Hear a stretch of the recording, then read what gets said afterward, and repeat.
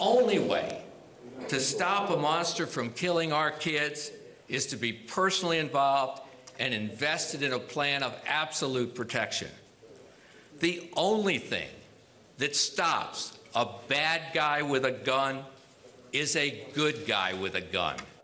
So, by extension, the NRA's solution to too much gun violence in America is to increase the number of armed people in America, especially in our schools. After all, what could possibly go wrong? Well, in response to Newtown, a school in Michigan hired a retired police officer and firearms instructor to be that school's armed guard. He used the public boys' bathroom and left his gun behind where it could be found by one of the kids. Yesterday, two men got into an argument at Lone Star College in Houston.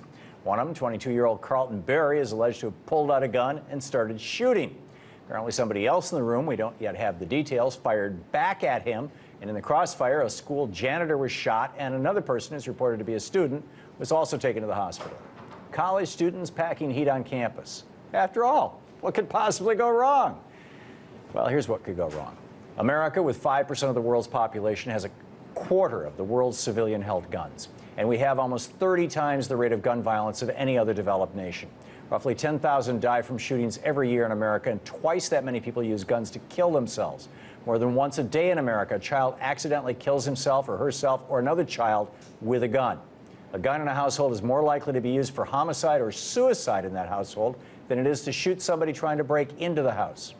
The president calls for background checks, and somehow Wayne LaPierre thinks that means a national gun registry. Well, the president hasn't called for such a thing. I am. When we figured out in the 1920s that cars could go fast enough to kill people, we began regulating them. First with stop signs and traffic signals, then with the registration of the cars, then with a requirement for liability insurance, and then with proof of proficiency to drive through a driver's license. If you want to give your car to somebody or sell your car to somebody, you have to transfer the title. Why do we do that with a $500 car and not with a $500 computer? Because the car can kill somebody and the computer can't. Now Wayne LaPierre, in his paranoid frenzy, thinks that doing something like treating guns the same way we treat cars will lead to taxes or taking them away. He wants to put every private, personal firearms transaction right under the thumb of the federal government. And he wants to keep all of those names in a massive federal registry. There's only two reasons for a federal list on gun owners: to either tax them or take them.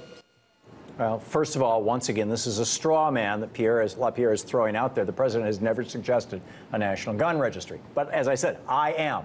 And of course, if there's a cost to society of having all these guns, like with cars, and a cost to maintain a system of registering, like with cars, then perhaps there should be a small tax to pay for it. I don't hear him being all hysterical about having to pay a title transfer tax when he sells his car or gives it to his grandson. Guns are not a gift to you from God. They're expensive devices manufactured to kill people and other living things. As such, they should be well regulated. Not taken, but regulated. We figured out 60 years ago that doctors can kill people. So now we register them, they're licensed, they're insured, they're regulated. Cars can kill people, and so they're registered, licensed, insured, and regulated. To not register, license, insure, and regulate firearms is to not learn from both history and experience. Countries that register, license, insure, and regulate firearms don't descend into tyranny. They just have far, far fewer homicides and particularly suicides than we do, particularly those committed with guns. It's time for America to join the rest of the civilized world, because we now see all too well what could go wrong if we don't.